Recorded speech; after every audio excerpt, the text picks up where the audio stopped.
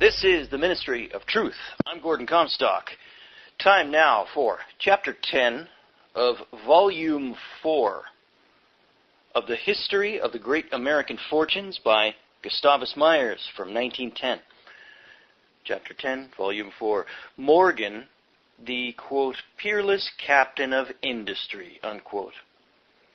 With the advent of the year 1898, an epochal movement for the consolidation and centralized ownership of transportation systems, industries, public utility plants, and mines set in. The trust era was now in irresistible swing. After a warfare of nearly 30 years in the courts and in the active political and industrial arena, the middle class found itself completely frustrated. 8 years previously, in 1890, what was exuberantly heralded as a notable triumph had been secured in New York State. The courts there had declared the Sugar Trust illegal under the common law provision that no corporation, through its stockholders or otherwise, had power to give over its rights, powers, and duties to a board of directors. The middle class jubilantly declared that no trust could survive so fundamental and sweeping a decision. But a new surprise was in store for that class. Instead of showing any trepidation or preparing for their dissolution, such trusts as were then in existence received the decision with most irritating equanimity, and serenely proceeded to perpetuate their corporate selves by donning a new legal garb. They not only continued to wax great and powerful, but the Sugar Trust in particular, with the Havemeyers at its head, carried on continuously a colossal system of frauds upon the government in the fraudulent weighing of imported sugar. These frauds extended over a long series of years, and it was estimated, when the facts became public in 1909, that the amount of which the government had been thus defrauded reached fully tens of millions of dollars. In addition to these monumental swindles, the Sugar Trust continued so absolutely secure in its monopoly that it was easily able to crush all competitors, dictate tariff schedules, and extort, in the course of trade, an annual profit placed by some authorities at $55 million a year, or a total of $660 million in profits in the period from its organization to 1909. Speaking in a large political sense, a last stand was made by the middle class in the presidential campaign of 1896. That was its great, although not really final, attempt to defeat the plutocracy and conquer the powers of government for its own policies. Under the leadership of Bryan, the Democratic Party declared itself radical and tremendously and sincerely earnest, but its so-called radicalism was in essence a reactionary, futile effort to extinguish the trusts and reestablish the old, confusing, competitive conditions in the production and distribution of goods. It was a bitterly contested campaign in which immense sums of money were corruptly distributed by the money interests of the Republican Party to defeat Bryan and the middle class. The plutocracy in full power. McKinley's election as President of the United States, with a Congress the majority of which was of his views, was a distinct notification that the plutocracy was in full power, a power won in a pitched combat, and therefore interpreted as a popular approval of the rule by great magnates and trusts.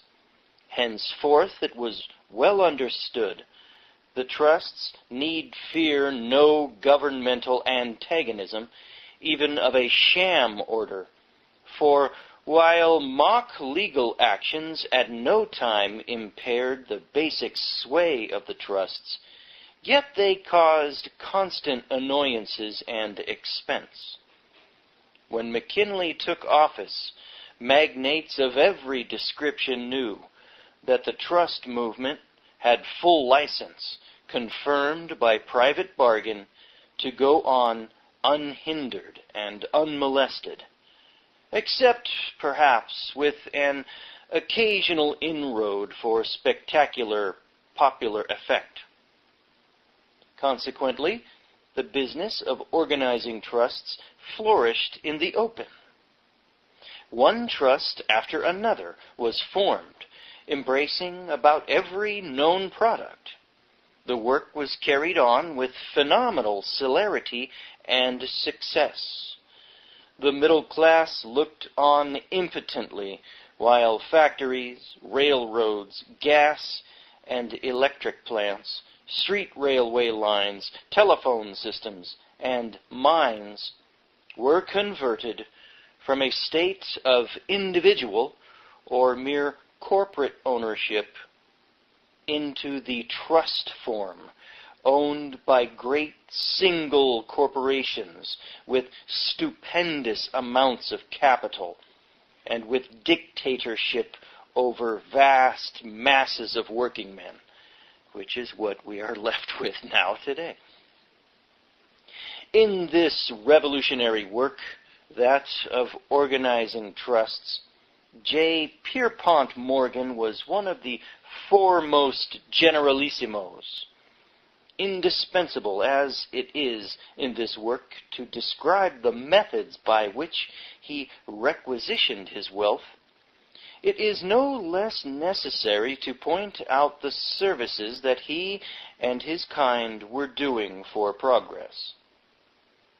In the exclusive consideration of progressive movements, it is immaterial what the motive was. The thing done is all that counts historically. None can deny that these revolutionary capitalists were actuated wholly by ambitiously personal ends, greed, pelf, and the lust of power. But after all, they were revolutionists without knowing it, and precisely the sort of capitalist revolutionists needed at that particular time. Strong, ruthless men, bold in cunning, and cunning in their boldness, were required for the work of crushing out the old cutthroat, haphazard, individualistic competitive system. That sluggish, money-grabbing, petty-minded body, the middle class, preoccupied with the comfort of its belly and with its narrow conventions, had set its self-interest against the demands of progress. It declined to budge. It hedged itself behind walls of special laws. It sought to make matters travel backward. Under these conditions, Morgan and his colleagues were the men for the task, forceful, dominating, arbitrary men, not scrupling at any means to attain their ends. Contemptuous enough of law when it stood in their way, and powerful enough to defy it. Very expert destructionists they were. But they were also constructionists. They tore down to build up. a decayed, archaic industrial system they replaced with one of a far more systematic order, the forerunner of finer systems to come. Progress often works through queer instruments. In the years closely following 1898, Morgan was especially prominent in many of these trust creations. An ubiquitous magnate he was, pushing his industrial conquests and overlordship in many variegated directions. Each accumulating success added millions of dollars to his fortune. With a choice list to select from, what brilliant display of his financial acumen shall we take up first? Consecutively, the most pertinent is that noted Pennsylvania Coal Company transaction of his. The unfailing recipe for making money. The plan which he had begun some years before of gathering in coal mining properties and coal-carrying railroads, and of merging them into a combination, he persistently continued. The most important of all of the remaining independent companies in the Pennsylvania anthracite region was the Pennsylvania Coal Company. It controlled some of the most valuable mines in the center of the richest deposits. While paying wretched wages to its workers, it had for years been reaping 16% dividends on a capital of $5 million. Stowed away in its treasury, it had, in the form of a surplus, a form of $10 million. Here was a noble opportunity. Could any alert financier withstand the temptation? As soon as Morgan acquainted himself with the attractive facts, a plan of campaign speedily developed. He sent agents to scour the northeastern region of Pennsylvania, with orders to pay any price demanded for shares of the Pennsylvania Coal Company. Unobtrusively, these discreet emissaries went about their mission. For months they traversed Pennsylvania, finally getting enough stock to ensure Morgan's control, for which stock an average price of $532 a share was paid. What did Morgan next do? He sold the property to the Erie Railroad Company for $32 million.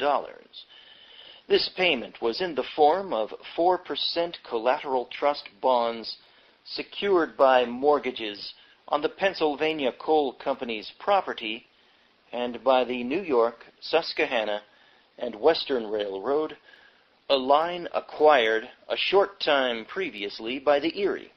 Nor was this all. An issue of $5 million of preferred stock was thrown in. But who controlled the Erie Railroad? The eminent J. Pierpont Morgan. As an individual, he bought the coal property, and then, as dictator of the Erie Railroad, decided what he should pay for it. Observed the Industrial Commission with the dainty restraint characteristic of all such euphemistic official reports, quote, "Criticism has been directed against this operation on the ground that the price paid by the Erie Railroad to J.P. Morgan and Company was excessive. Testimony before the Industrial Commission indicates this was, in fact, the highest price paid for such properties in the history of the business," unquote. What this commission feebly and so gently dismissed as quote-unquote criticism was, in reality, a general growl of indignation at Morgan's ease and audacity in calmly transferring to himself millions of dollars of so-called quote-unquote profits. It was of this kind of transaction, and similar varieties, that the Industrial Commission elsewhere relieved itself of this declaration, quote, "The possibilities of fraudulent profit are something enormous under such conditions," unquote. For once, in making this clear statement, the Industrial Commission almost overcame its habitual timidity of phraseology and called things by their true names. Yet what availed it to say that fraud was fraud when the beneficiaries were not even questioned by law? The amount pocketed by Morgan in this performance cannot be learned. Quote, "To what extent the banker's profit rose," unquote, the Industrial Commission satisfied itself with reporting, quote, "was not developed in the testimony before the Commission," unquote. We may well judge that the profit could be estimated in millions. Thwarted by a greater magnate. While in control of the Erie Railroad, so rich with memories of Jay Gould's frauds and thefts, Morgan unexpectedly, and to his deep mortification, ran plump into his first great defeat. It came about in his attempt to put through a railroad juggling operation.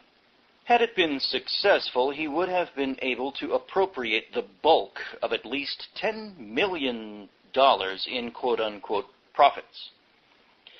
The plan was the typically fraudulent one common among the magnates of buying in a railroad and then unloading it, to use the financial slang of the day, upon a trunk railroad system controlled by both buyer and seller. Morgan had secured a controlling interest in the Cincinnati, Hamilton, and Dayton Railroad. This line was composed of a number of former separate railroads and of various leased railroads. On September 20th, 1905, the Erie Railroad bought this interest from a syndicate headed by J.P. Morgan and Company. The Erie directors, all registers of Morgan's orders, authorized the issuing of $12 million of 4% bonds, convertible into Erie common stock at 60, to pay Morgan for the Cincinnati, Hamilton, and Dayton Railroad. Thus far, the program had slipped on smoothly. Suddenly came evidences of the most powerful opposition from quarters commanding obedience. Notice was served that the Erie directors must revoke their action. If they refused, costly reprisals would follow, not only in litigation, but by the application of a pressure that they could not resist. From whom did this mighty edict come? Who was the awe-inspiring magnate that could frighten Morgan into retreat? His identity never came out publicly, but the surmise was rooted in Wall Street that he was none other than E. H. Harriman.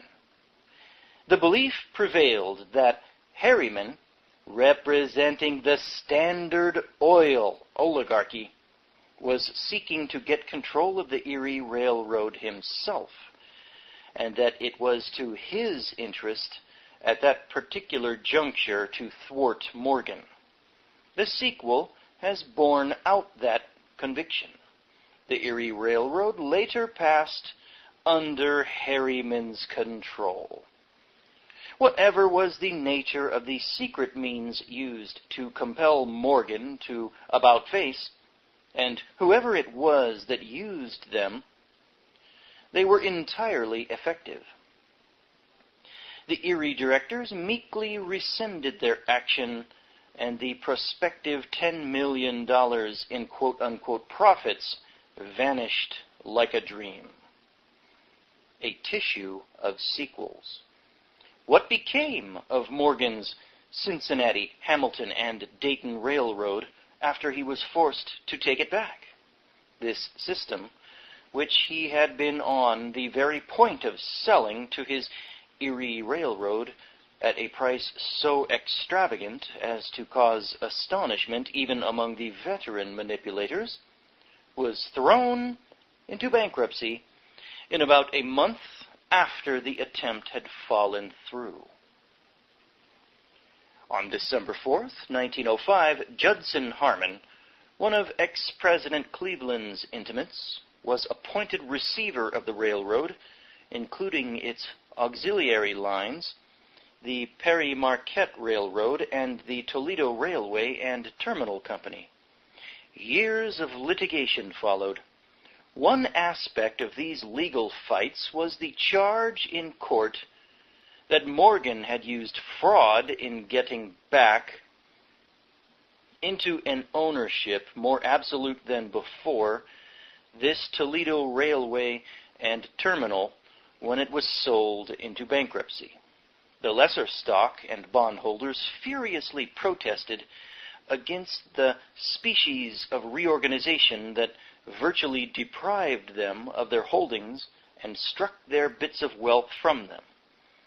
But although they harried Morgan by a series of lawsuits, he swept them inexorably out of his way. And with what net result? Under his distinguished plan of reorganization, so styled, the new stock issued will be tight-handedly bound up for 7 years in a voting trust of which Morgan will have dictatorial control to do as he minds with the Cincinnati, Hamilton, and Dayton Railroad. Moreover, absurd as it may seem, his commission for quote-unquote reorganizing the railroad in such a manner as to force out the small stockholders and concentrate ownership largely in himself will probably be several $1 million. He stands, therefore, partially, if not virtually, recouped for the evaporation of that $10 million in 1905. In colloquial parlance, this quote-unquote freezing out of small capitalist stockholders has been one of the most conspicuous and inevitable accomplishments of the triumphant progress of our magnates. We have remarked how the Vanderbilts, Jay Gould, Sage, Huntington, and other money kings did it. At every turn of the screw, these small parasites, non-entities when compared with the great grandees, would emit a dolorous wail, burst out into lamentations and accusations of fraud, and appeal for sympathy and succor. So long as they could defraud others and reap wealth out of the sufferings and degradations of the working class, all was properly blissful. When they profited from fraud, it was quote-unquote good business. But when fraud was used against them, it was denounced as criminally pernicious. In disposing of them, no magnate was more proficient than Morgan. In 1903, the stock of the Chicago Northwestern Railroad was selling at the market price of $295/8, and a large number of persons of means, merchants, professional people, legatees, and others, held shares of that stock as an investment. The railroad was then put through the usual astringent process of quote-unquote reorganization. In all of these reorganization devices, reasons are found for levying a heavy assessment upon the stockholders. These levies are for the ascribed purposes of paying the expenses of the quote-unquote reorganization, legal expenses, advertising, and millions in commission to the reorganizers. The assessments are frequently so onerous that the minor stockholders cannot afford to pay them. Consequently, by explicit provision, their stock becomes forfeited. From 295 over 8, am I saying that right? I don't know how to read that. The stock went down to $1 in July of 1909. And what with declines of price and assessments, thousands of individuals have been forced to part with their stock. Who got hold of that stock? The question is really superfluous. The stock was put into a quote-unquote voting trust with autocratic power for 5 years. And in command over all stands Morgan. This stamping out of crowds of relatively small stockholders went on so constantly that it finally became somewhat of a routine matter so far as public interest was concerned. Only on some exceptional occasion, when it was blended with what were considered dramatic circumstances, did it call forth uncommon notice. But while each of the magnates was busily flinging out these hindrances and expropriating their property, he had to be on ceaseless guard against the incursion of some other magnate or a combination of magnates. Incessant vigilance was imperative. The warfare was necessarily a complex one with its paradoxical aspects. The magnates fought the working class, and the working class fought back, sometimes aggressively, at other times on the defensive. Toward the middle class, however, the magnates were forced to use a double objective set of tactics. They had to crush the middle class and take its property away, either by spoliation on the one hand, or on the other by inveigling its elements into investing their funds in great stock-jobbing enterprises, which subsequently turned out to be adroit swindles. In surveying this war of the classes, the most remarkable phase has been the ease with which the great moneyed interests have traded on the short-sighted cupidity of the middle class. With the naive expectation that the magnates would fraternally and benevolently create riches for it, the middle class has poured its collective wealth into their schemes, only again and again to find that very wealth wrenched from it and used to bring about its extinction as a class. Wow. That sounds like Orwell's book within a book in 1984. The theory and practice of oligarchical collectivism by Emmanuel Goldstein, but in reality written by O'Brien and the other members of the inner party. It's about as brilliant a big picture survey of class warfare down through the centuries as has ever been written. But Gustavus Myers is dealing with the same subject matter, and he's doing a pretty fair job of describing it here. Back to the book. Surmounting these forms of the conflict in society was the titanic warfare among the magnates to hold back one another or to seize from the other spoils each had seized from the multitude below. When the interests of these lords of finance and industry clashed, then the thunderbolts flew. Such a battle notably occurred in 1901. From whatever point of view it is considered, sociologically, philosophically, or historically, it was an event full of curious instruction. It symbolized a new order of things. Between it and the times when feudal dukes and barons and kings rushed to arms to settle their quarrels of self-interest, lay a long and broadening gap. These modern battles also carry their wake of ruination and death, but it is so indirect as not to be outwardly observable.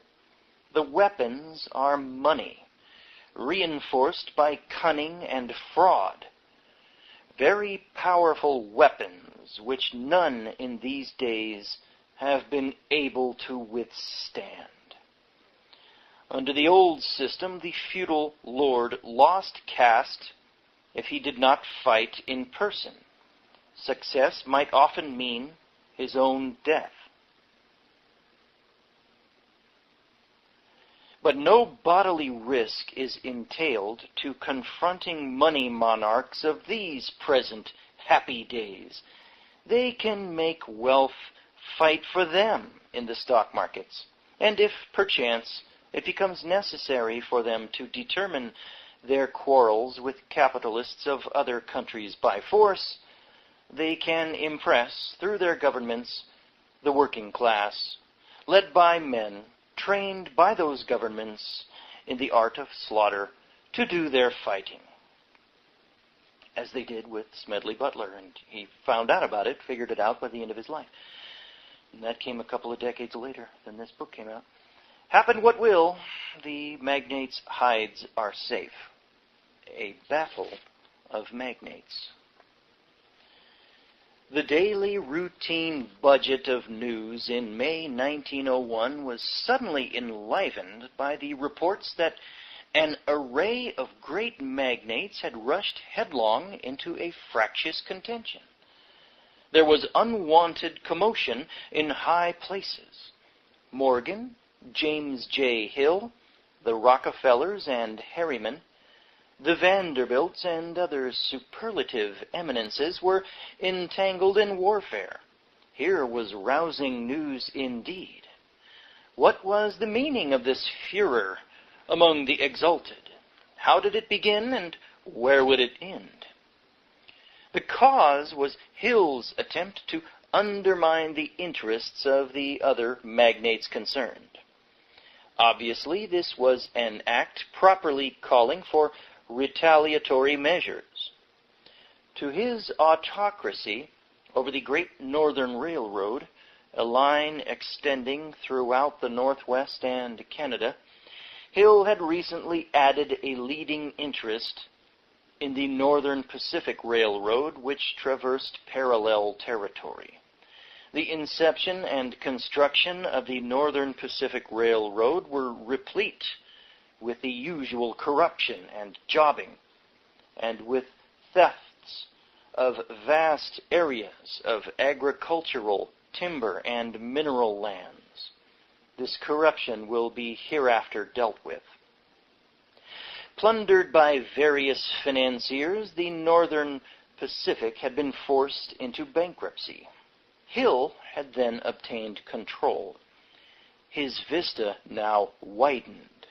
Why should he not have a direct share of the immense traffic converging at Chicago? To get this, he set out to manipulate himself into control of the Chicago, Burlington, and Quincy Railroad. This move alarmed competitive magnates. They at once saw how the interests of their railroads in the Northwest and West would certainly be jeopardized. How could they ward it off, or at least neutralize its results? The most feasible plan presenting itself was to attack him on his own ground. With good strategy, they began buying Northern Pacific stock. This would give them a voice in one of his own railroads.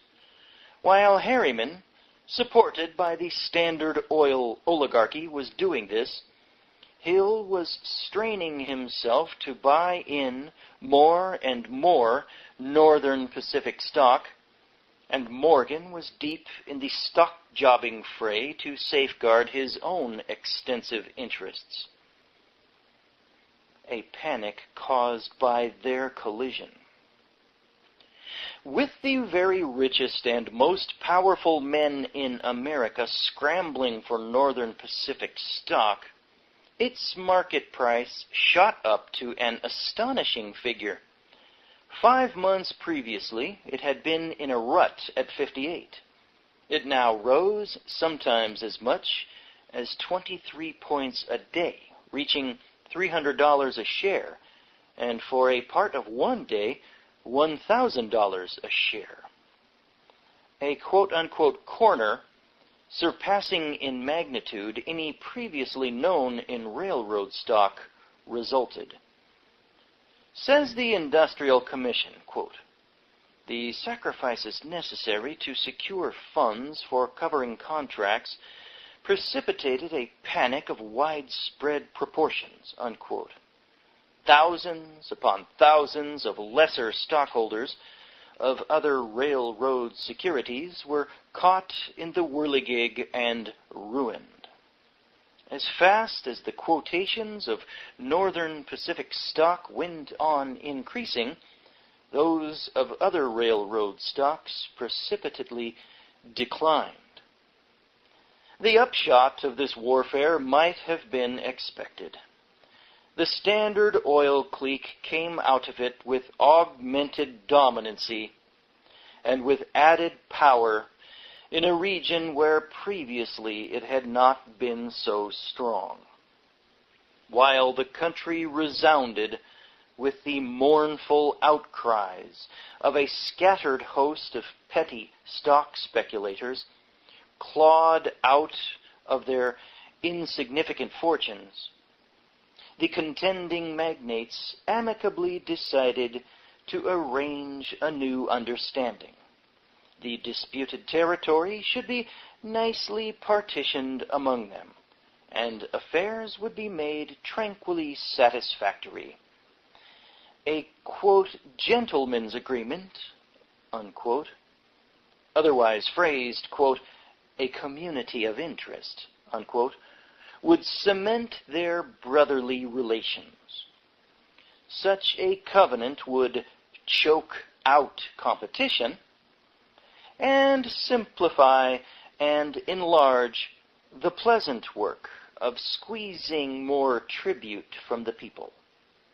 Who was to be chosen as arbiter? Whose was the just mind to be entrusted with the selection of the new directors of the Northern Pacific Railroad? Morgan was the man chosen for the adjustment.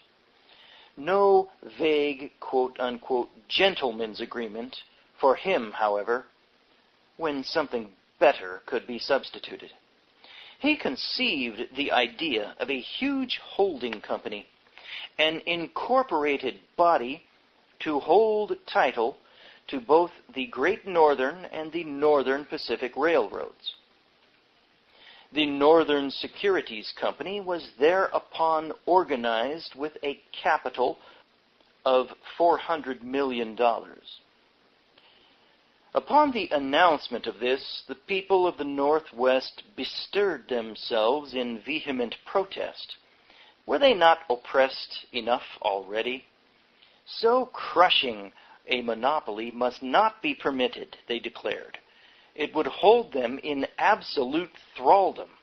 Suit must be brought to void it. The United States government did bring such a suit and pressed it. The motive for the great energy and ability shown in its prosecution has never been made clear. Was it to secure interests of certain powerful magnates to break up the Northern Securities Company? The Supreme Court of the United States decided that it was an illegal corporation. But, and these buts always supervene, although the company formally and decorously dissolved, the principle upon which it was formed practically remained in force by virtue of another, quote-unquote, "gentleman's agreement." The court mandate was one thing. Its enforcement against the fundamentals was quite another. But the form of dissolution had been gone through, and the law thereby was considered satisfied. Thus, this decision, hailed by the middle class as a critical defeat for the trusts, was, after all, nothing but empty phraseology. even while these opponents of the trusts were gleefully praising the Supreme Court of the United States as, quote, the bulwark of freedom of trade, unquote,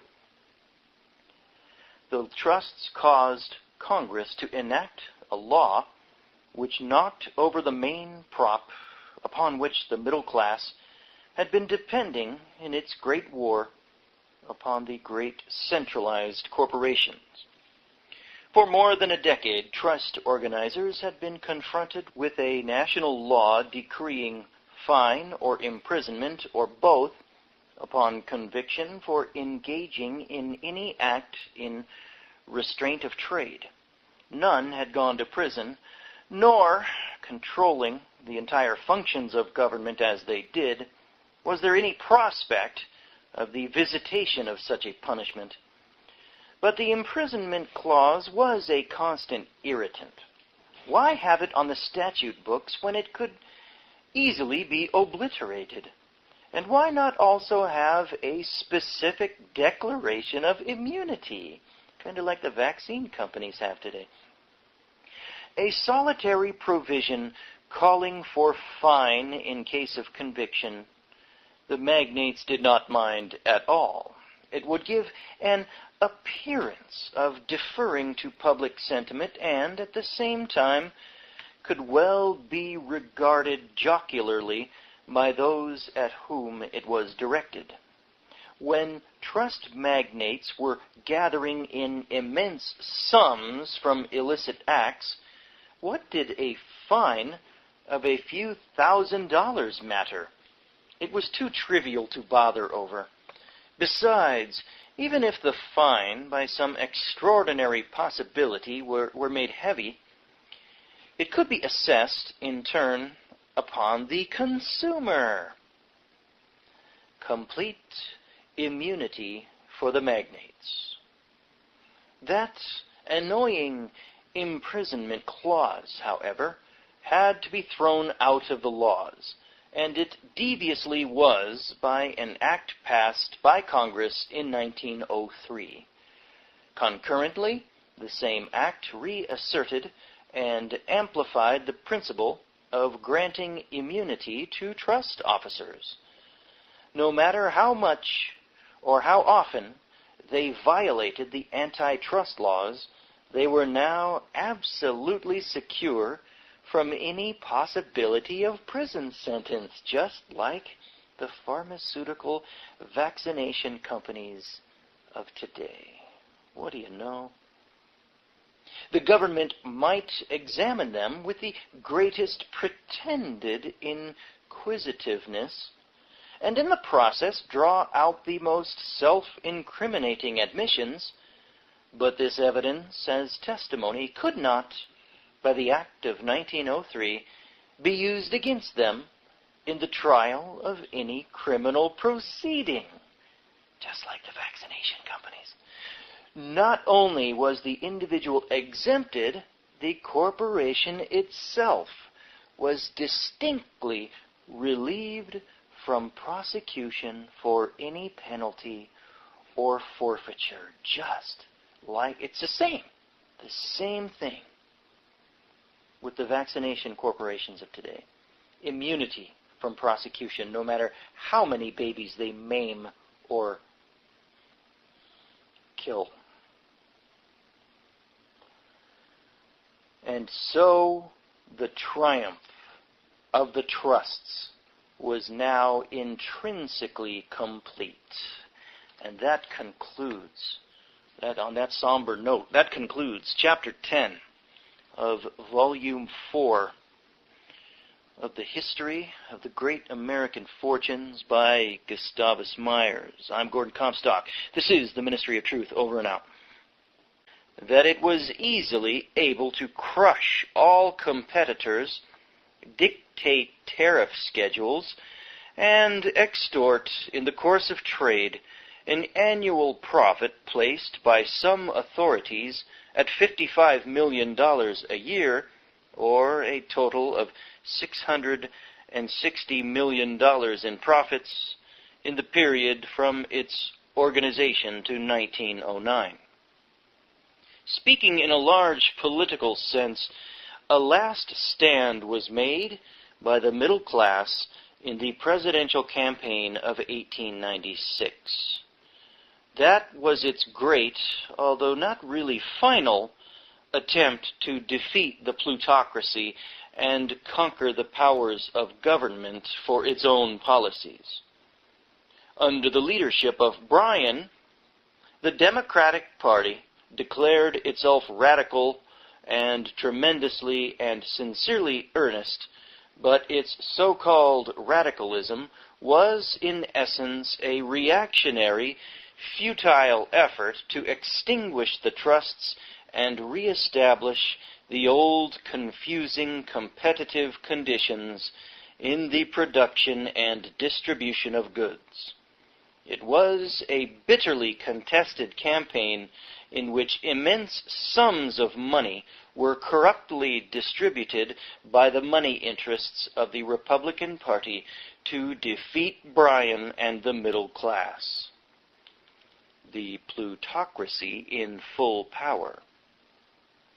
McKinley's election as President of the United States, with a Congress the majority of which was of his views, was a distinct notification that the plutocracy was in full power, a power won in a pitched combat, and therefore interpreted as a popular approval of the rule by great magnates and trusts. Henceforth it was well understood the trusts need fear no governmental antagonism, even of a sham order, for while mock legal actions at no time impaired the basic sway of the trusts, yet they caused constant annoyances and expense.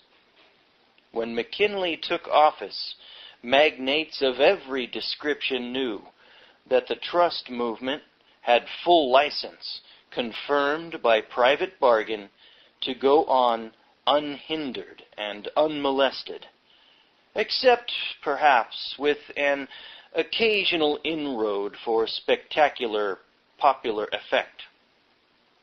Consequently, the business of organizing trusts flourished in the open. One trust after another was formed, embracing about every known product. The work was carried on with phenomenal celerity and success. The middle class looked on impotently while factories, railroads, gas and electric plants, street railway lines, telephone systems, and mines were converted from a state of individual or mere corporate ownership into the trust form, owned by great single corporations with stupendous amounts of capital and with dictatorship over vast masses of working men, which is what we are left with now today. In this revolutionary work, that of organizing trusts, J. Pierpont Morgan was one of the foremost generalissimos, indispensable as it is in this work to describe the methods by which he requisitioned his wealth.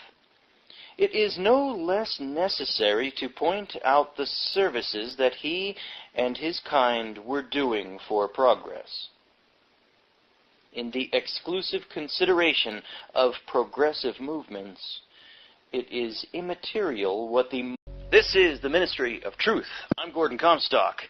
Time now for Chapter 10 of Volume 4 of the History of the Great American Fortunes by Gustavus Myers from 1910.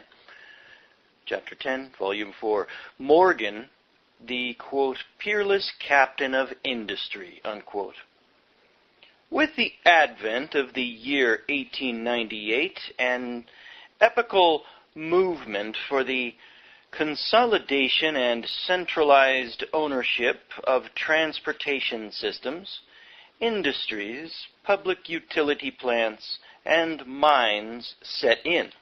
The trust era was now in irresistible swing. After a warfare of nearly 30 years in the courts and in the active political and industrial arena, the middle class found itself completely frustrated. 8 years previously, in 1890, what was exuberantly heralded as a notable triumph had been secured in New York State. The courts there had declared the sugar trust illegal under the common law provision that no corporation, through its stockholders or otherwise, had power to give over its rights, powers, and duties to a board of directors. The middle class jubilantly declared that no trust could survive so fundamental and sweeping a decision. But a new surprise was in store for that class. Instead of showing any trepidation or preparing for their dissolution, such trusts as were then in existence received the decision with most irritating equanimity, and serenely proceeded to perpetuate their corporate selves by donning a new legal garb. They not only continued to wax great and powerful, but the Sugar Trust in particular, with the Havemeyers at its head, carried on continuously a colossal system of frauds upon the government in the fraudulent weighing of imported sugar. These frauds extended over a long series of years, and it was estimated, when the facts became public in 1909, that the amount of which the government had been thus defrauded reached fully tens of millions of dollars. In addition to these monumental swindles, the Sugar Trust continued so absolutely secure in its monopoly